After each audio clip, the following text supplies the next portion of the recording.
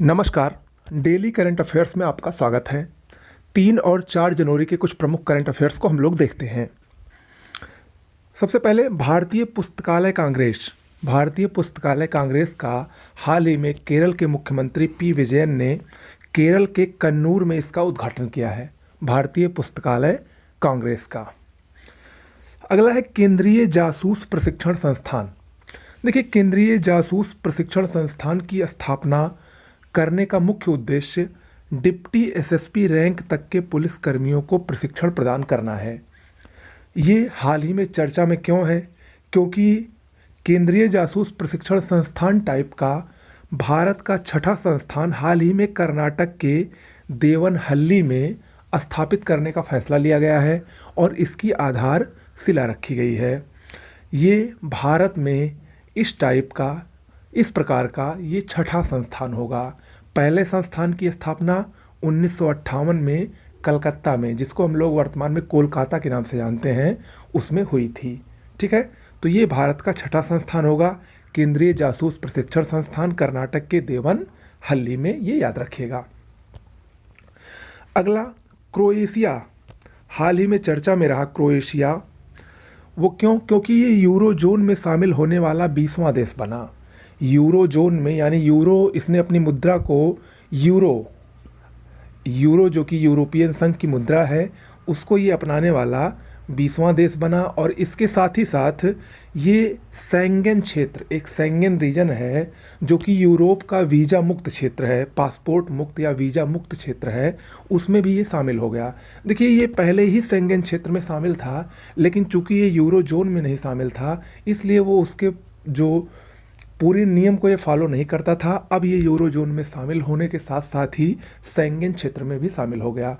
Schengen क्षेत्र का सीधा सा तात्पर्य यह है कि शेंगेन क्षेत्र में जितने भी देश शामिल हैं, अभी तक कुल 26 देश शामिल हैं, वो एक देश से दूसरे देश तक वहाँ के व्यक्ति एक देश से दूसरे देश के, यानी जो वो 26 देश हैं जो शेंगेन क्षेत्र के अंतर्गत शामिल हैं, उसमें बिना पासपोर्ट, बिना वीज़ा, बिना किसी रोका टाकी के वो यात्रा कर सकते हैं, एक देश से दूसरे देश आ जा सकते हैं। यही इसमें फ़ायदा है और ये यूरोप का सबसे बड़ा पासपोर्ट मुक्त क्षेत्र है शेंगेन क्षेत्र।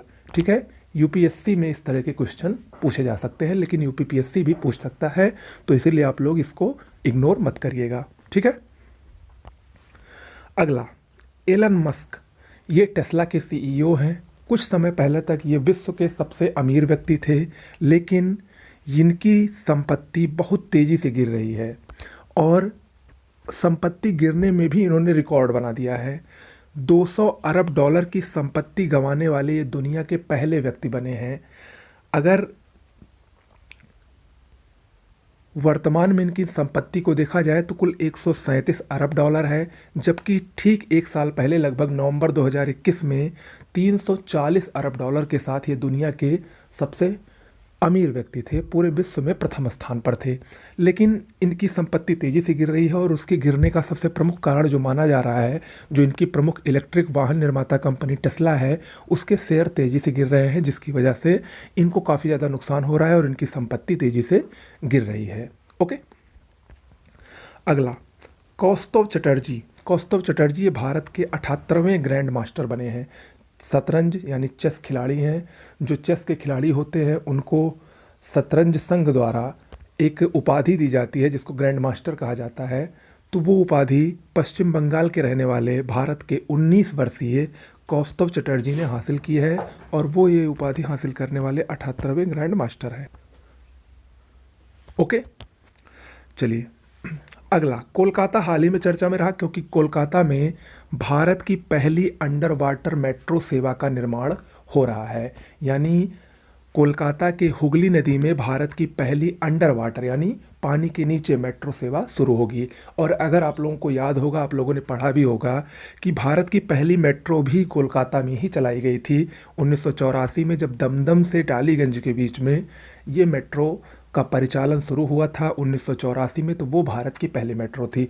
तो यानी भारत की पहली मेट्रो भी कोलकाता में ही और भारत की पहली अंडर वाटर मेट्रो भी कोलकाता में ही चलाई जाएगी, जिसका निर्माण तेज़ी से हो रहा है और ये दिसंबर 2023 तक इसके पूरा होने की प्रबल संभावना है।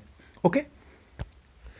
अगला, नागपुर का राष्ट्र संत तुकडोजी महाराज विश्वविद्यालय, जिसको नागपुर विश्वविद्यालय के नाम से जानते हैं, यहाँ पर कल से 108वीं राष्ट्रीय विज्ञान कांग्रेस का शुभारंभ हुआ है। इस राष्ट्रीय विज्ञान कांग्रेस की थीम इम्पोर्टेंट है, इसको आप ध्यान रखिएगा। Science and technology for sustainable development with women empowerment, यानी महिला सशक्तिकरण पर ये आधारित है, वोमेन एम्पावरमेंट पर। 108वीं राष्ट्रीय विज्ञान कांग्रेस 3 से 7 जनवरी के बीच राष्ट्र संत तुकडोजी महाराज विश्वविद्यालय, जिसको नागपुर विश्वविद्यालय के नाम से जाना जाता है, उसमें आयोजित हो रही है। ओके, अगला प्रश्न। कल एक फैसला आया था नोटबंदी के सिलसिले में, कुछ याचिकाकर्ताओं ने रिट डाली थी कि उस फैसले के खिलाफ जो नोटबंदी की गई थी, तो सुप्रीम कोर्ट ने उस फैसले को सही बताया है। सुप्रीम कोर्ट ने 4-1 के पक्ष में, सरकार के पक्ष में ये निर्णय दिया और कहा कि जो सरकार ने नोटबंदी की थी वो फैसला सही था। और इसी क्रम में प्रश्न पूछा जा सकता है कि नोटबंदी कब लागू हुई थी, तो 8 नवंबर 2016 को 500 और 1000 रुपये के नोट तत्काल प्रभाव से बंद कर दिए गए थे। ओके, विक्रम मिस्त्री ये भारत के उपराष्ट्रीय सुरक्षा सलाहकार बनाए गए हैं। अगला, महाराष्ट्र हाल ही में चर्चा में रहा क्योंकि ये लोकायुक्त विधेयक पारित करने वाला देश का पहला राज्य बना जिसमें मुख्यमंत्री और कैबिनेट भी उसके दायरे में आएंगे। ये बहुत ही महत्वपूर्ण है। लोकायुक्त विधेयक पारित करने वाला भारत का पहला राज्य जिसमें सीएम और कैबिनेट भी उसके दायरे में आएगी, महाराष्ट्र बना। देखिए, यहाँ पर आपको मैं बता दूँ आपकी जानकारी के लिए कि इसमें 2 टाइप के क्वेश्चंस कभी कभी पूछे जाते हैं कि भारत में लोकायुक्त कानून बनाने वाला पहला राज्य कौन था, तो 1970 में उड़ीसा ये भारत का पहला लोकायुक्त कानून बनाने वाला राज्य था। जबकि भारत में पहला लोकायुक्त नियुक्त करने वाला राज्य कौन था, तो वो 1971 में महाराष्ट्र बना। ठीक है, तो इन दोनों को आप लोग याद रखिएगा।